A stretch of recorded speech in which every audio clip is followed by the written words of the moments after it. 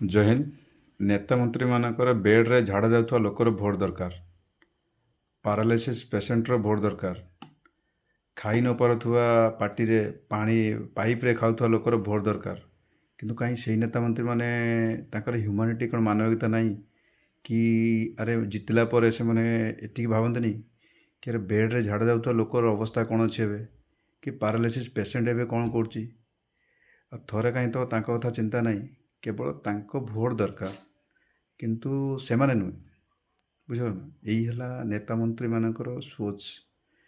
କାରଣ ଆପଣ ଯଦି ଭୋଟ୍ ପୂର୍ବରୁ ଯଦି ଆସି ସେ ଝାଡ଼ା ଯିବା ଲୋକ ପାଖରେ ବସିପାରୁଛନ୍ତି କି ପାରାଲାଇସିସ୍ ପେସେଣ୍ଟ ପାଖରେ ବସିକି କଥା ହେଇପାରୁଛନ୍ତି, ଆରେ ଭୋଟ୍ ଜିତିଲା ପରେ ଆପଣ ଇଲେକ୍ସନ୍ ଜିତିଲା ପରେ କ'ଣ ପାଇଁ ଆସିପାରୁନାହାନ୍ତି? ହଁ, ଜନତାଙ୍କୁ ଏ ସବାଲ। ମୁଁ ଯଦି ମିଛ କହୁଛି ଆପଣମାନେ ବି ଦେଖିଥିବେ, ରିଏଲାଇଜ୍ କରିଥିବେ ସବୁ ଗାଁରେ ହେଉଛି। କିନ୍ତୁ ମୋ ମତରେ ଆପଣ ଯେକୌଣସି ପାର୍ଟି ଲୋକ ହୁଅନ୍ତୁ, ଲୋକର ସିଚୁଏସନ୍ ଦେଖନ୍ତୁ। ଆପଣ ଯଦି ସେଇ ସିଚୁଏସନ୍ରେ ଆପଣ ଷ୍ଟ୍ରେଚର୍ରେ ନେଇକି ଆପଣ ଭୋଟ୍ ଦେଇପାରୁଛନ୍ତି, ଆପଣ ଜିତିଲା ପରେ କ'ଣ ପାଇଁ ଆସୁନାହାନ୍ତି ସେ ଲୋକଙ୍କ ପାଖକୁ? ଏଇଟା ଗୋଟେ ହ୍ୟୁମାନ୍, ଏଇଟା ଗୋଟେ ମାନବିକତା ରହିବା ନିହାତି ଦରକାର। ଯାଇ ବୁଲି ଆସେ କ'ଣ କରୁଛନ୍ତି ଲୋକମାନେ, କ'ଣ ନାହିଁ, ସେ କେମିତି ଅଛନ୍ତି, କେଉଁ ପରିସ୍ଥିତିରେ ଅଛନ୍ତି। ନା, ଜିତିଲା ପରେ ଆଉ ଧରା ଛୁଆଁ ନାହାନ୍ତି। ସେ ବେଡ଼୍ରେ ଝାଡ଼ା ଯାଉଥିବା ଲୋକ କିଏ, ପାରାଲାଇସିସ୍ ପେସେଣ୍ଟ କିଏ, କି ପାଇପ୍ରେ ଖାଉଥିବା ଲୋକ କିଏ, ମୁଁ ତାଙ୍କୁ ଚିହ୍ନିନି।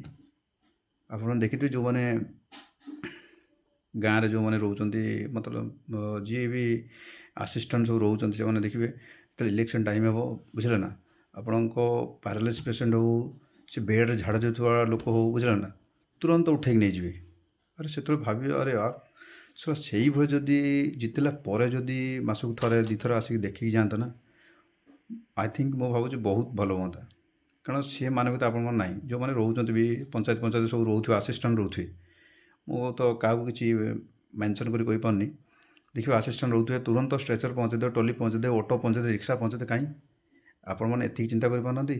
ଯେତେବେଳେ ଅସୁବିଧା ପଡ଼ୁଛି, ତା'ର ସିଚୁଏସନ୍ ଏତେ କ୍ରିଟିକାଲ୍ ହେଉଛି, କାହିଁ ସେତେବେଳେ କାହିଁ ଆସୁନାହାନ୍ତି? କେବଳ ଭୋଟ୍ ବେଳେ ଷ୍ଟ୍ରେଚର୍ ଦରକାର, ରିକ୍ସା ଦରକାର, ସବୁ ପହଞ୍ଚାଇଦେବେ A to Z। କିନ୍ତୁ ଭୋଟ୍ ସରିଲା ପରେ ତା'ର କେଉଁ ସିଚୁଏସନ୍, ସେ କେଉଁ ପରିସ୍ଥିତିରେ ରହୁଛି, କ'ଣ ଖାଉଛି କି ନାହିଁ, କ'ଣ ଇଏ କରୁଛି, ସେଇଠି ସବୁ ଚିନ୍ତା କରୁନାହାନ୍ତି। ହଁ, ବୁଝିଲ ନା? ଏଇଟା ଚିନ୍ତା କରିବା ନିହାତି ଦରକାର। ମୁଁ ମାନେ ଆପଣମାନେ ମୋତେ ଗାଳି କରିବେ କି କମେଣ୍ଟ କରିବେ, କ'ଣ କରିବେ ମୁଁ ଜାଣିନି, କିନ୍ତୁ ଆକ୍ଚୁଆଲି ବାସ୍ତବରେ ଏଇଟା ରିଏଲି ଫ୍ୟାକ୍ଟ ମୁଁ କହୁଛି। ଆଉ ସମସ୍ତଙ୍କ ମାନବିକତାଟା ଏଇଆ ହେବା ଦରକାର କି ମାନେ ମାନେ ମୋ ଥିଙ୍କିଙ୍ଗଟା ମୁଁ କହିଲି କି ଆପଣ ଜିତନ୍ତୁ ହାରନ୍ତୁ ଯାହା ବି କରନ୍ତୁ, ଆପଣ ଆସିକି ସେ ଲୋକଙ୍କୁ ଥରେ ଦେଖିକି ଯାଆନ୍ତୁ କେମିତି କେଉଁ ସିଚୁଏସନ୍ ରହୁଛନ୍ତି, କେଉଁ ଅବସ୍ଥାରେ ରହୁଛନ୍ତି।